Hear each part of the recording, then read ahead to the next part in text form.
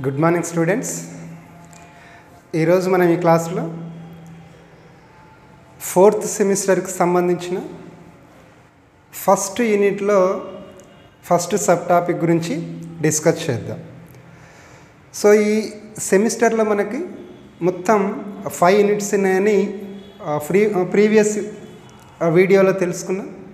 మరి అందులో మొదటి యూనిట్ మనకు విక్టోరియా మహారాణి ప్రకటన, భారతదేశంలో బ్రిటిష్ పరిపాలన, ఈ అంశం మీద కొన్ని సబ్ టాపిక్స్ ఇవ్వటం జరిగింది. విక్టోరియా మహారాణి ప్రకటన, అలాగే బ్రిటిష్ పాలనలో భారతదేశం ఎలా ఉండేది అనేటటువంటి అంశం మీద సంక్షిప్తమైనటువంటి సమాచారాన్ని మొదటి యూనిట్లో మనకు ప్రస్తావనకు తీసుకొచ్చారు. సో దాంట్లో భాగంగా ఈ వీడియోలో మన టాపిక్ ఏంటంటే విక్టోరియా మహారాణి ప్రకటన. అసలు ఎవరి విక్టోరియా మహారాణి? ఆమె ఏమని ప్రొక్లమేషన్ ఇచ్చింది, అంటే ప్రకటన చేసింది, అది ఎప్పుడు చేసింది, మరి ఆ విక్టోరియా మహారాణి ప్రకటనలో ఉన్నటువంటి ముఖ్యమైనటువంటి అంశాలు ఏంది అనేటటువంటి అంశాన్ని ఇన్ డీటెయిల్డ్గా ఈ వీడియోలో మనం చూద్దాం.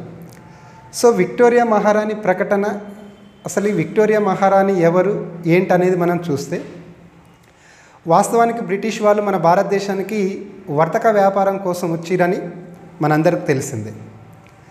ఇక్కడ క్రీస్తు శకం 1600 సంవత్సరంలో అప్పటి బ్రిటిష్ రాణి అయినటువంటి మొదటి ఎలిజబెత్ యొక్క అనుమతి తీసుకొని ఒక 40 మంది డైరెక్టర్లు ఇంగ్లీష్ ఈస్ట్ ఇండియా కంపెనీ అనేటటువంటి ఒక దానిని, ఒక వర్తక సంఘాన్ని స్థాపించడం జరిగింది. అలా ఎలిజబెత్ మహారాణి అనుమతితో ఇంగ్లీష్ ఈస్ట్ ఇండియా కంపెనీ అనేది ఒక వర్తక సంఘం అనేది మన భారతదేశంలో మనకు చేరుకున్నది. మరి ఇలా స్వదేశీ రాజులతో కొన్ని ఒప్పందాలు చేసుకొని కొన్ని ప్రాంతాలలో వర్తక వ్యాపారాలను ఏర్పాటు చేసుకొని వాళ్ళ వర్తకాలను కొనసాగించారు. కానీ కాలక్రమంలో ఇక్కడ ఉన్నటువంటి బలహీనమైనటువంటి పరిస్థితులను తమకు అనుకూలంగా మలుచుకొని వివిధ ప్రాంతాలలో ఉన్నటువంటి భారతీయ స్వదేశీ రాజులను మొత్తం కూడా వివిధ యుద్ధాలలో ఓడించి వాళ్ళ ప్రాంతాలను ఆక్రమించుకొని చివరికి ఈ ప్రాంతం మీద రాజకీయ ఆధిపత్యాన్ని చెలాయించడం జరిగింది.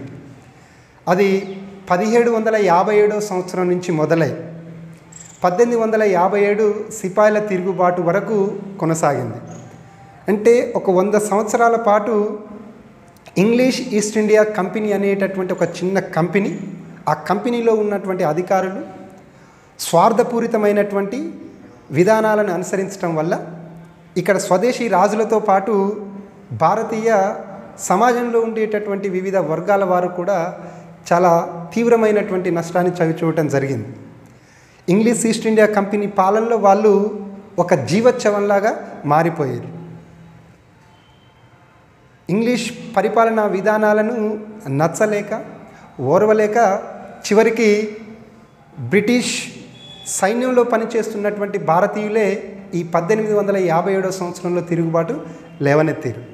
దాంట్లో కొంతమంది స్వదేశీ పాలకులు కూడా సైనికులకు సహకారం అందించారు. కానీ దురదృష్టవశాత్తు జరిగినటువంటి విషయం ఏంటంటే, కొంతమంది స్వదేశీ రాజుల యొక్క సహాయ సహకారాలు తీసుకొని ఇంగ్లీష్ ఈస్ట్ ఇండియా కంపెనీ సైన్యం మొత్తం కూడా సిపాయిల తిరుగుబాటును అణిచివేసింది. ఈ విషయం బ్రిటిష్ పార్లమెంటుకు, బ్రిటిష్ రాణికి తెలవటం జరిగింది. సో అప్పుడు ఈ యొక్క బ్రిటిష్ యువరాణి అయినటువంటి, బ్రిటిష్ రాణి అయినటువంటి విక్టోరియా మహారాణి భారతదేశంలో ఇంగ్లీష్ ఈస్ట్ ఇండియా కంపెనీ యొక్క ఆగడాలను, ఆకృత్యాలను, భారతీయులపైన జరుగుతున్నటువంటి అమానుష మారణకాండను మొత్తం కూడా తెలుసుకొని ఇంగ్లీష్ ఈస్ట్ ఇండియా కంపెనీని రద్దు చేయడం జరిగింది. రద్దు చేసి భారతీయ పరిపాలనా వ్యవహారాలను మొత్తం కూడా ప్రత్యక్షంగా ఈ బ్రిటిష్ యువరాణి చేతిలోకి తీసుకోవటం జరిగింది. మరి ఇలా ఏ ప్రకటన ద్వారా భారతదేశం బ్రిటిష్ ప్రత్యక్ష పరిపాలనలోకి, బ్రిటిష్ పార్లమెంటు చేతిలోకి వెళ్ళిపోయిందంటే విక్టోరియా మహారాణి ప్రకటన ద్వారా ఇది భారతదేశం మొత్తం కూడా బ్రిటిష్ వాళ్ళ ప్రత్యక్ష పరిపాలనలోకి వెళ్ళటం జరిగింది. మరి విక్టోరియా మహారాణి ప్రకటన ఎప్పుడు అనౌన్స్ చేశారు, ఎక్కడ అనౌన్స్ చేశారు చూస్తే 1 నవంబర్ 1858లో అలహాబాద్ దర్బారులో ఈ విక్టోరియా మహారాణి ప్రకటనను ప్రకటించడం జరిగింది. మరి ఆ ప్రకటనలో ఉన్నటువంటి అంశాలు ఏంది, ఆ నివేదికలో ఉన్నటువంటి అంశాలు ఏంది అనేది మనం పరిశీలిస్తే, ఒకటి, భారతీయుల ఆశయాలను, ఆకాంక్షలను, ఆత్మగౌరవాన్ని గౌరవించి నెరవేరుస్తామని యువరాణి బ్రిటిష్ విక్టోరియా రాణి ప్రకటించడం జరిగింది. భారతీయుల యొక్క ఆశయాలను, ఆకాంక్షలను, ఆత్మగౌరవాన్ని గౌరవిస్తాం. అండ్ సెకండ్, ఇక మీదట అంటే భవిష్యత్తులో బ్రిటిష్ వాళ్ళు భారతీయులతో స్నేహపూర్వక ధోరణిలో పరిపాలన కొనసాగిస్తామని చెప్పేసి ప్రకటించారు. అట్లే there was a friendly approach and friendly approachment of administration system was followed by the Britishers in Indian country. And third, governor general పదవి కూడా రద్దు చేస్తున్నామని ప్రకటించింది. 1773 రెగ్యులేటింగ్ చట్టం ద్వారా ఇంగ్లీష్ ఈస్ట్ ఇండియా కంపెనీ ఆక్రమించుకున్నటువంటి ప్రాంతాలన్నింటినీ పరిపాలన చేయడం కోసం గవర్నర్ జనరల్ అనేటటువంటి పదవి సృష్టించబడ్డదండి 1773లో. సో ఈ గవర్నర్ జనరల్ పదవి అంటే ఇప్పుడు ఇంగ్లీష్ ఈస్ట్ ఇండియా కంపెనీ రద్దయింది కాబట్టి ఆ కంపెనీ ఏర్పాటు చేసినటువంటి గవర్నర్ జనరల్ పదవి కూడా రద్దు చేయబడ్డది. మరి భారతదేశంలో మరి బ్రిటిష్ ప్రభుత్వం తరపున, బ్రిటిష్ పార్లమెంట్ తరపున మరి ఎవరు పరిపాలన చేస్తారు అంటే వైస్రాయ్ అనేటటువంటి వ్యక్తిని నియమించడం జరిగింది. అంటే గవర్నర్ జనరల్ పదవి రద్దు చేయబడి ఆ ప్లేస్లో వైస్రాయ్ పదవి రీప్లేస్ అయింది. ఆ వైస్రాయ్కి భారతదేశంలో పరిపాలనను మొత్తం కూడా సూచనలు, సలహాలు అందించడానికి ఒక 15 మంది సభ్యులను కూడా బ్రిటిష్ పార్లమెంట్ ఏర్పాటు చేసింది. అంటే ఈ 15 మంది వైస్రాయ్, ఈ సలహా సంఘం మొత్తం కూడా భారతీయ వ్యవహారాలను, పరిపాలనా విధానాలను చూసుకుంటాయి. అలాగే బ్రిటిష్ పార్లమెంటులో కూడా భారతీయ వ్యవహారాల మంత్రి పదవిని కూడా ఏర్పాటు చేయటం జరిగింది. సో అలా భారతదేశం యొక్క ప్రత్యక్ష పరిపాలన మొత్తం కూడా బ్రిటిష్ వాళ్ళు తీసుకున్నారు. ఇక 5వది, భారతీయుల యొక్క ఆంతరంగిక మత సామాజిక వ్యవహారాలలో ఇప్పటి నుంచి జోక్యం చేసుకోమని ఈ మహారాణి ప్రకటనలో పేర్కొన్నారు. అవునండి, ఇప్పటి నుంచి అంటే 1858 ఆన్వర్డ్స్, 1 నవంబర్ ఆన్వర్డ్స్ ఇక్కడ భారతీయుల యొక్క ఆంతరంగిక మత సామాజిక వ్యవహారాలలో జోక్యం చేసుకో అంటే మతపరంగా, సామాజిక పరంగా ఇక్కడ పూర్తి స్వేచ్ఛను భారతీయులకు ఇస్తాం, ఇక మేము ఎక్కడ కూడా జోక్యం చేసుకోమని చెప్పేసి ప్రకటించారు. అలాగే స్వదేశీ రాజులను గౌరవిస్తామని కూడా ప్రకటించారు. అంతకుముందు ఇంగ్లీష్ ఈస్ట్ ఇండియా కంపెనీ స్వదేశీ రాజులను మొత్తం కూడా పూర్తిగా అగౌరవపరిచింది, వాళ్ళపైన ద్వంద్వనీతిని అవలంబించింది, వాళ్ళపైన దాడులు చేసింది, వాళ్ళ ప్రాంతాలను ఆక్రమించుకున్నది. కాబట్టి ఇక్కడి నుంచి స్వదేశీ రాజులను మొత్తం కూడా చాలా చాలా గౌరవిస్తాం, రెస్పెక్ట్గా ఉంటామని చెప్పేసి వాళ్ళ ఇది మహారాణి ప్రకటనలో ప్రకటించారు. ఇక భవిష్యత్తులో ఏ ప్రాంతం పైన కూడా బ్రిటిష్ వాళ్ళు దాడులు చేయరు, ఏ ప్రాంతాన్ని కూడా ప్రత్యక్షంగా ఆక్రమించుకోరు అనేటటువంటి హామీని కూడా విక్టోరియా మహారాణి ప్రకటనలో వీళ్ళు మనకు ఇవ్వటం జరిగింది. అంటే 1858 ఆన్వర్డ్స్ ఇక్కడ ఏ ప్రాంతం కూడా బ్రిటిష్ వాళ్ళు భారతదేశంలో ఆక్రమించుకోలేక, అంటే 1857 సిపాయిల తిరుగుబాటు వరకు ఏ ఏ ప్రాంతాలు అయితే ఇంగ్లీష్ ఈస్ట్ ఇండియా కంపెనీ ఆక్రమించుకున్నదో ఆ ప్రాంతాలను మాత్రమే బ్రిటిష్ ఇండియా పేరుతో పరిపాలన చేశారు. ఇక 1858వ సంవత్సరం తర్వాత ఏ ప్రాంతాన్ని కూడా బ్రిటిష్ వాళ్ళు ఆక్రమించుకోలే. ఎందుకు అలా జరిగిందంటే ఈ 1858వ సంవత్సరంలో ఈ విక్టోరియా మహారాణి ప్రకటనలో వాళ్ళు భారతీయులకు హామీ ఇచ్చారు. ఏమని?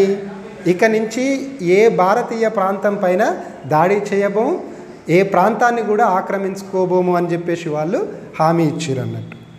ఇక ఫైనల్గా యోగ్యతను బట్టి భారతీయులకు బ్రిటిష్ పరిపాలనలో ఉద్యోగ అవకాశాలు కూడా సృష్టించమని విక్టోరియా మహారాణి ప్రకటనలో ప్రకటించడం జరిగిందండి. అంటే those were educated, those were English educated Indian people, they were got some higher officials in British administrations. అంటే వాళ్ళు కొంత ఉన్నత ఉద్యోగాలు పొందటానికి ఎవరైతే భారతీయులు శక్తిని సామర్థ్యాన్ని కలిగి ఉంటారో వాళ్ళకు వాళ్ళ స్థాయిని బట్టి యోగ్యతను బట్టి బ్రిటిష్ పరిపాలనలో వివిధ స్థాయిలలో ఉద్యోగ అవకాశాలు కూడా ప్రకటిస్తామని చెప్పేసి ఈ మహారాణి ప్రకటనలో ప్రకటించింది. సో తద్వారా మనకు దీన్ని బట్టి మనకు ఏమని తెలిసిందంటే విక్టోరియా మహారాణి ప్రకటనలో ఉండేటటువంటి అంశాలను కనుక మనం పరిశీలిస్తే ప్రాతిపదికన చూస్తే వీళ్ళు భారతీయులతో స్నేహపూర్వకమైనటువంటి ఒప్పందం ద్వారా ఈ భారతదేశాన్ని పరిపాలన చేయాలనేటటువంటి ఉద్దేశంతో వీళ్ళు ఉన్నారని ఈ ప్రకటన ద్వారా మనకు కనిపిస్తుంది. So what ever it may be, ఏదేమైనప్పటికీ ఇక్కడ ఇంగ్లీష్ ఈస్ట్ ఇండియా కంపెనీ రద్దు కావచ్చు, గవర్నర్ జనరల్ పదవి రద్దు కావచ్చు, కానీ పరిపాలన మొత్తం కూడా బ్రిటిష్ వాళ్ళ చేతిలోనే ఉన్నది. బ్రిటిష్ వాళ్ళే ఇక్కడ పూర్తిగా భారతదేశాన్ని ప్రత్యక్షంగా పరిపాలన చేసేది. కాకపోతే ఇక్కడ బ్రిటిష్ పార్లమెంట్ అనేది ప్రత్యక్షంగా ఇక్కడ రంగంలోకి దిగింది. ఆ తర్వాత ఈ బ్రిటిష్ పార్లమెంటు కూడా భారతీయ సంపదను ఏ రకంగా తమ దేశానికి తరలించుకుపోవాలనే విధానాన్ని అనుసరించి ఇక్కడ ఉన్నటువంటి సంపదను మొత్తం కూడా ఇంగ్లాండ్ దేశానికి తరలించుకుపోవడానికే బ్రిటిష్ వాళ్ళ యొక్క విధానాలు ఇంప్లిమెంట్ చేయబడ్డాయి.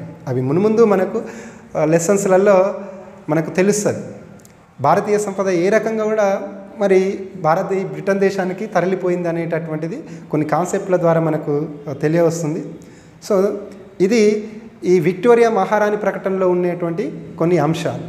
సో రేపటి క్లాసులో బ్రిటిష్ పాలనలో భారతదేశం ఏ రకంగా ఉన్నదనేటటువంటి అంశాన్ని రేపటి క్లాసులో చూద్దాం. సో ఈ విక్టోరియా మహారాణి ప్రకటన గురించి సంక్షిప్తంగా వివరించండి అనేటటువంటి ఒక ప్రశ్న కూడా దీని మీద వచ్చే అవకాశం ఉన్నది. కాబట్టి స్టూడెంట్స్ ఈ కీ పాయింట్స్ కనుక మీరు నోట్ చేసుకొని మీరు ప్రిపేర్ అవుతే డెఫినెట్లీగా ఈ క్వశ్చన్కి సంబంధించినటువంటి ఆన్సర్ ఏ రకంగా వచ్చినా కూడా మీరు ప్రజెంట్ చేయగలుగుతారని నేను అనుకుంటున్నాను.